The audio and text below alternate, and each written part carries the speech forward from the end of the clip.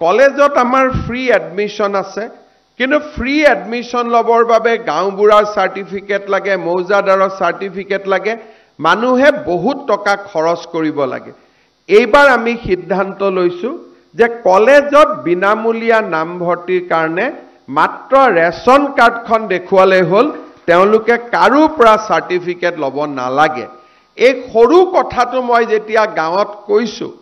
ইলেক্ট্ৰিচিটিৰ দাম কমুৱাতকৈ এই কথাটোহে গাঁৱৰ ৰাইজে বেছি হাতচাপৰি বজাইছে তাৰ মানে কেতিয়াবা আমি সৰু বুলি ভাবি থকা কথাবিলাকে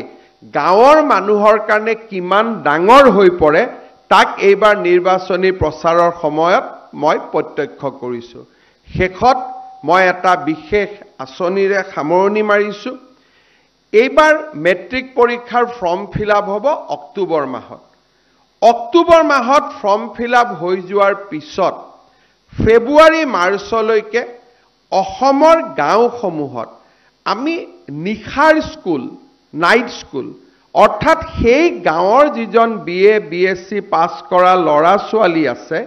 সেইজনে গাঁৱৰ ল'ৰা ছোৱালীখিনিক বিদ্যালয় পাৰ হৈ যোৱাৰ পিছত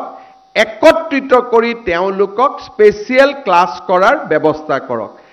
কোনোবাই শব্দটো টিউশন কব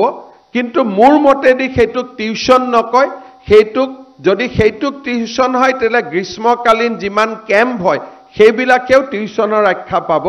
ইয়াত প্ৰফেশনাল কাম কম থাকিব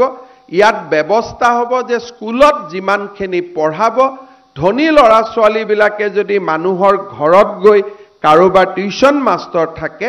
আমি গাঁৱৰ অংগনবাদী কেন্দ্ৰটো গাঁৱৰ স্কুলখনক ব্যৱহাৰ কৰিম যাতে গাঁৱৰ 4 জন শিক্ষিত ল'ৰাই সেই গাঁৱৰ মেট্ৰিকৰ ক্যান্ডিডেট বিলাকক স্পেশালি 5 মাহৰ কাৰণে পঢ়ুৱাব পাৰে আৰু তাৰ কাৰণে এইবাৰ আমি প্ৰতিজন মেট্ৰিকৰ ক্যান্ডিডেটৰ বিপৰীতে 300 টকাকৈ বাজেট ৰাখিছো শিক্ষকসকলক আমি প্ৰত্যক্ষভাৱে দিম বা ছাত্ৰসকলৰ জৰিয়তে দিম তাৰ বিষয়ে আমি পিছত আলোচনা কৰিম